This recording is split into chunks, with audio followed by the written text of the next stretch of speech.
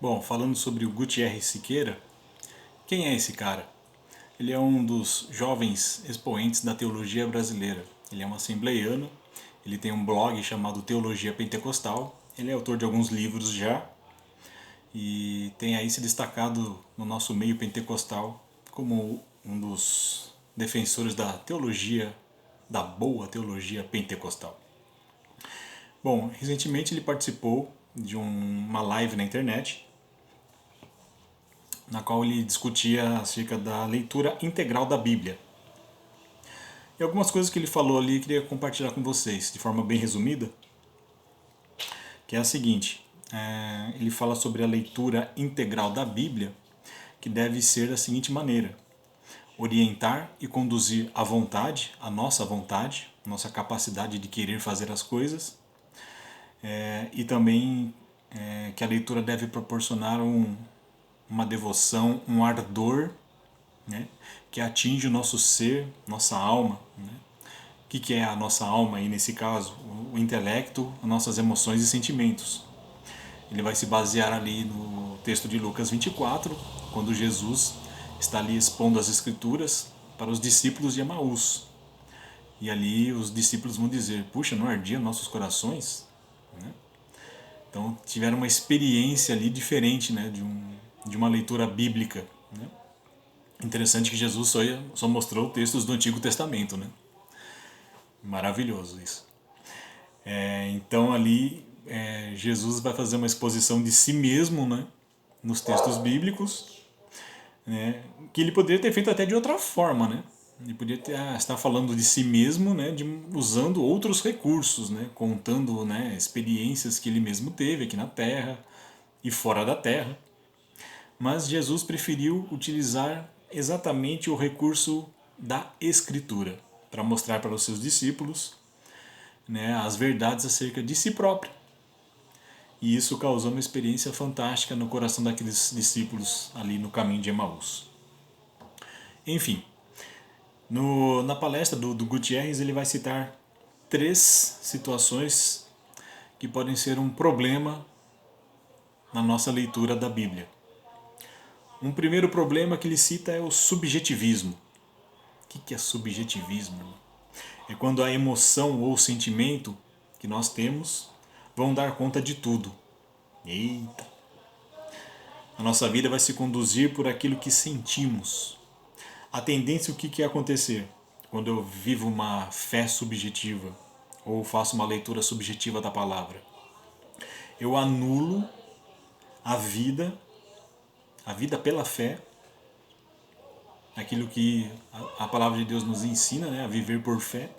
Eu anulo isso por conta das circunstâncias ou das dificuldades que eu vivo, né, de determinadas circunstâncias que eu não estou muito ali, muito feliz.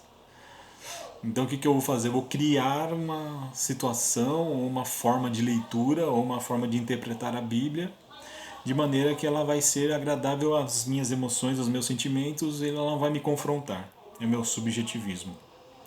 Assim eu vou criar a minha própria doutrina, minha própria fé, sem me sujeitar àquilo que a palavra me diz efetivamente. Mas eu vou transformar alguma coisinha, mudar uma coisinha ali, outra aqui, vou criar a minha própria maneira de enxergar e de ler a Bíblia.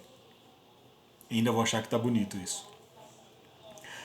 Um segundo problema que ele cita na sua palestra é o racionalismo. Quando a razão dá conta de tudo, resolve tudo. A minha doutrina é o que resolve. Uma igreja doutrinada se basta, é suficiente. E podemos lembrar da igreja de Éfeso, que era uma igreja bem doutrinada, é uma igreja que recebe elogios de Jesus por não tolerar heresias no seu meio, mas que também toma uma chamada de Jesus, porque caíram, deixaram o primeiro amor. Ou como nós costumamos dizer no popular, se esfriaram na sua devoção, no seu ardor pelas coisas de Deus.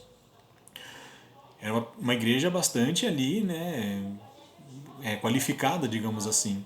Pessoas importantes passaram por ali. Paulo ficou 2 anos e pouco. discipulando pessoas ali na igreja. João foi pastor naquela igreja, o João Evangelista. Timóteo também, discípulo de Paulo, o jovem Timóteo das cartas. Então era uma igreja que tinha ali uma bagagem, né, considerável, mas tomou uma chamada, um puxão de orelha de Jesus, dizendo que ela deixou o seu primeiro amor.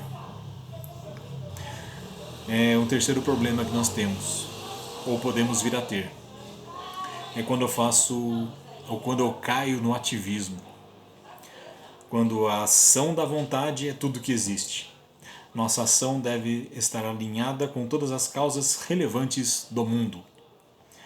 Aí você corre o risco de ser um cristão meramente militante, que distorce a realidade multifacetada da vida. Onde você vai chegar nesse sentido? A minha vida se baseia simplesmente nas coisas que eu estou ali, né, defendendo, as minhas causas.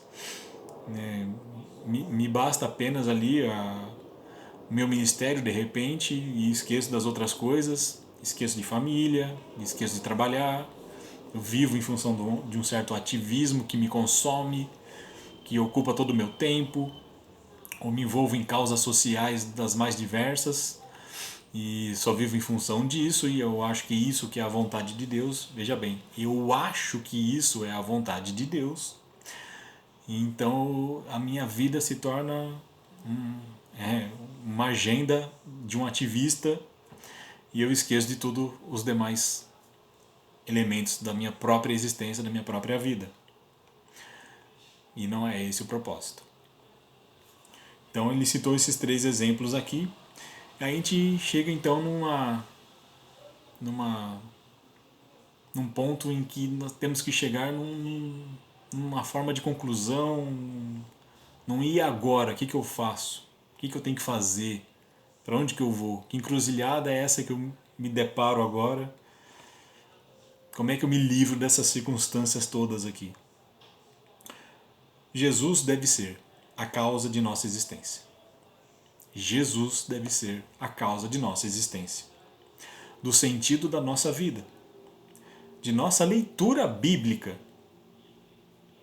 E essa leitura deve nos levar ao reconhecimento de quem nós somos.